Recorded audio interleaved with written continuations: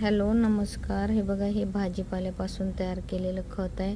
म्हणजे फळांचे साली आणि भाजीपाल्यांची देठं किंवा उरलेलं अन्न, म्हणजे असं जे कोरडं असते ते टाकलेलं आहे मी याच्यामध्ये. ओलं नाही टाकायचं. ओलं टाकलं की मग खूप असं गच्च होते आणि त्याच्यात अळ्या होतात. म्हणून ओलं काहीच नाही टाकायचं. मी कोरडंच टाकलं आहे. जसे मेथीचे देठं, कोणत्याही भाज्यांचे देठं उरलेले ते ह्याच्यात टाकायचे. हे बघा, हे किती छान झाले. आता हे मस्त झाले ना. आता मी हे थोडं सुकायला ठेवलं आहे. मग मी हे चाळून घेणार आहे नंतर. आणि चाळून घेतल्यानंतर मग याला थोडे दिवस आपण एका प्लॅस्टिकमध्ये वगैरे बांधून ठेवायचे, प्लॅस्टिकच्या पिशवीत वगैरे 8 दिवस. मग ते जीवाणू